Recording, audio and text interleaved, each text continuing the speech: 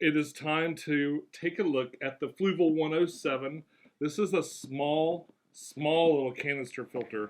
It's really cool. We're going to pull it out of the box and take a hard look at it. Coming right up.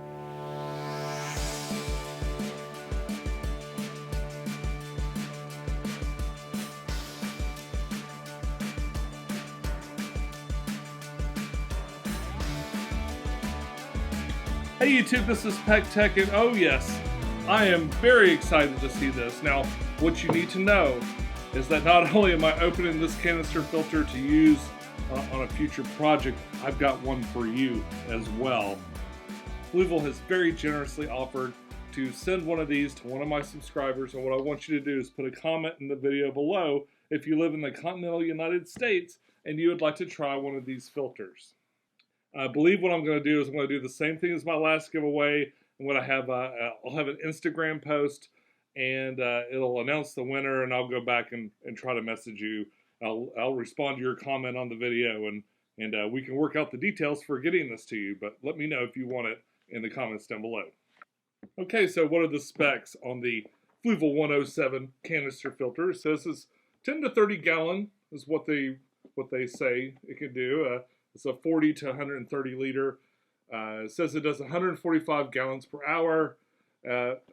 You've got to kind of take all of this with a grain of salt.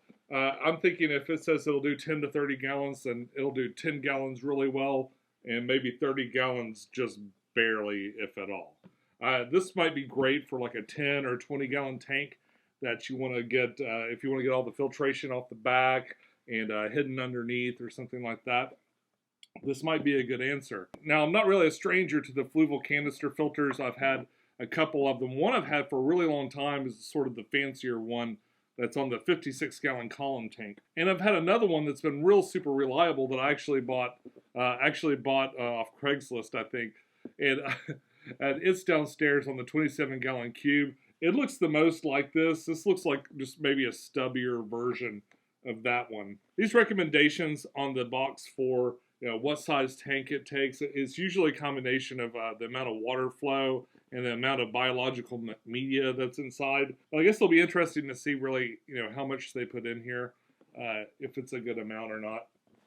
One thing I have liked about these is they have these easy lift trays, which makes getting that stuff out of the water really well. The sponge filter system they use to polish the water in the other system seems to work really well, and it seems to keep it pretty clean. I don't notice an overabundance of muck whenever I'm servicing my canister filter. Got a nice little diagram on the back for how everything's supposed to flow inside, and that's pretty interesting. It says it's for fresher salt, of course, because a lot of those mechanisms are the same, fresh water to salt water, as long as it doesn't have any metal in it. All right, well, I think that's enough teasing. I'm going to just go ahead and get this thing open. So, of course, a question that probably comes to mind is, Sean, what are you going to use this for? Well, I know of a couple of tanks that I would like to set up that this would be great either to use as the sole filter or as a supplement. Actually, one of these would have been great on maybe this tank where I put the Sun. The Sun seems to be doing okay. I mean, it's pre-filtered with that corner filter and stuff, and it seems to be doing all right. But one of these things would have been nice, left me a little bit more room under that cabinet. Plus, I really like some of the peripheral things that they do. The intake and the outflow for these things tends to be a little bit nicer than some of the ones I've seen before. I actually kind of like these flexi hose. These little flexi hoses. Looks like they gave us 8.5 feet of the flexi hose. And we've got the intake assembly and some various parts that we'll need to assemble the canister.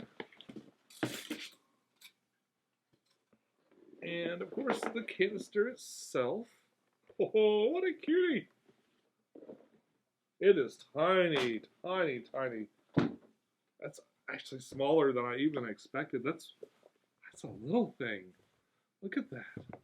It's also flat black, making it kind of hard to stand out on this very dark room. that I've set up for you guys, but you can kind of see in the glimmer there, the shape of this thing. It's neat. It feels sturdy. It feels like a nice, good filter. It's got good padding at the bottom. You know, that's going to help, like if there's any kind of vibration or anything like that. That will certainly make that nicer. Let's take a look at the latches. Of course, I've got the instructions right here. I used to do a thing in every video where I'd toss the instructions. I always ended up crawling around and looking for them later. Seems a little disingenuous. Yeah, but that was the joke. It's like, whee! Alright, taking this off. Okay. This is pretty standard.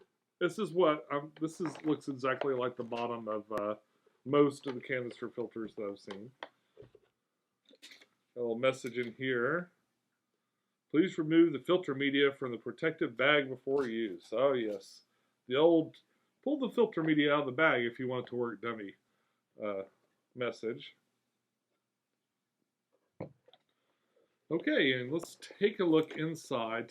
As we pull it out, let's see, this is a teeny little version of the bigger canister filters that they sell. Oh yeah, this is exactly the same.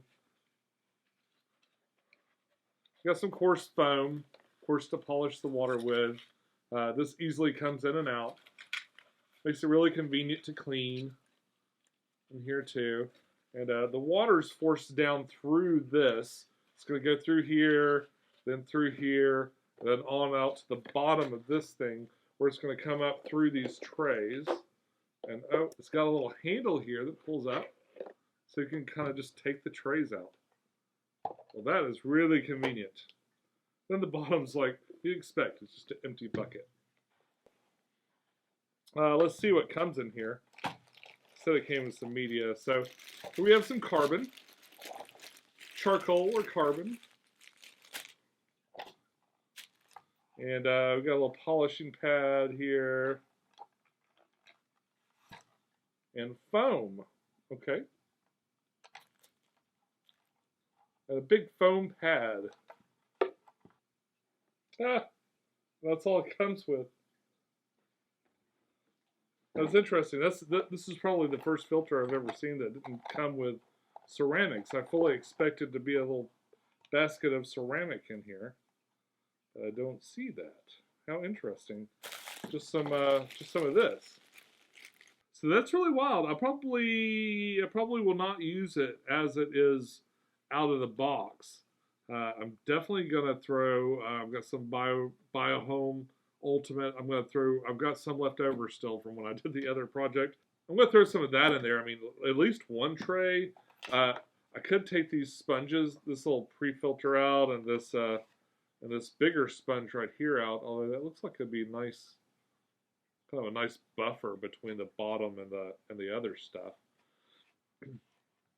But I could put some in here. Definitely fill this tray up a pretty decent size, and that'll actually, you know, if you do like I said, and you go for maybe a smaller tank, maybe a 10, maybe a 20 gallon, like the Into the Woods tank.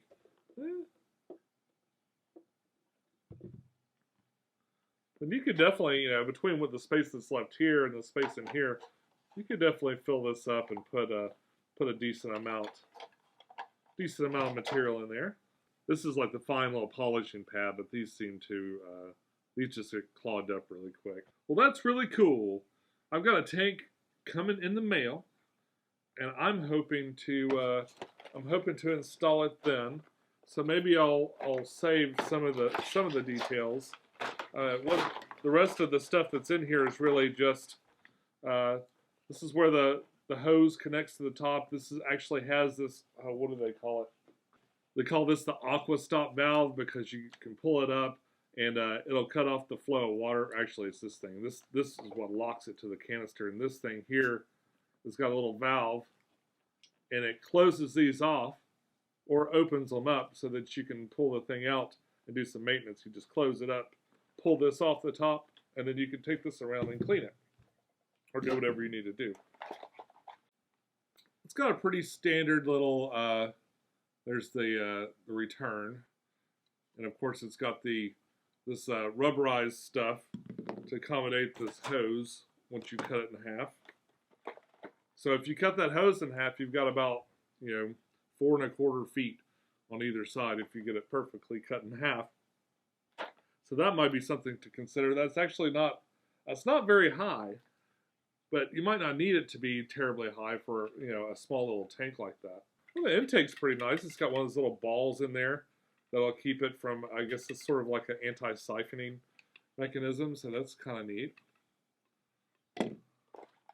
And it's got so these mechanisms kind of help the hoses up over the top of the tank, and then some suction cups. Pretty standard little package for for a canister filter. So that's pretty wild. Kind of a big surprise with no ceramic media. I think this is literally the first filter I've ever opened that didn't come with that. Not that I need any more. I've got tons of it. I get it in my aquarium box. I bought all that Biohome. I've got plenty.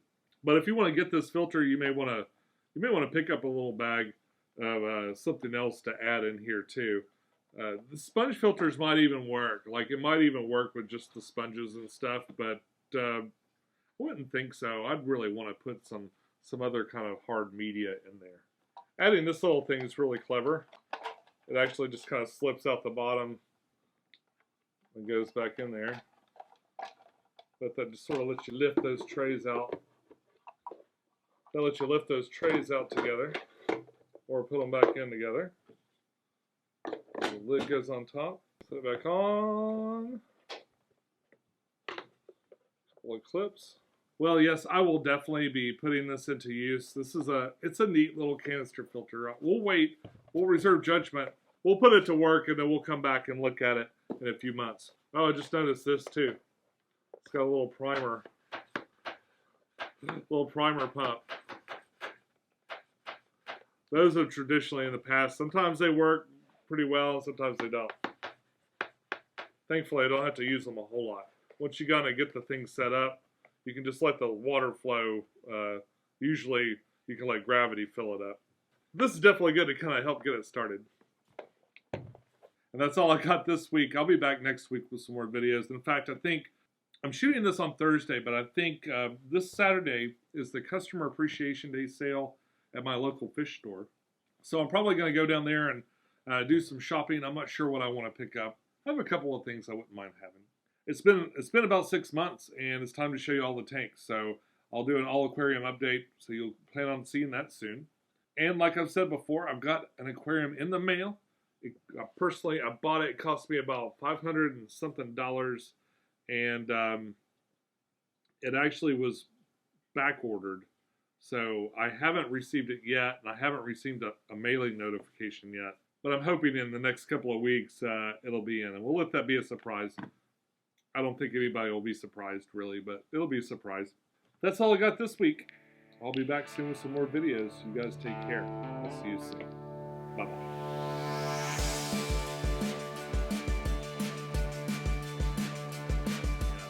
But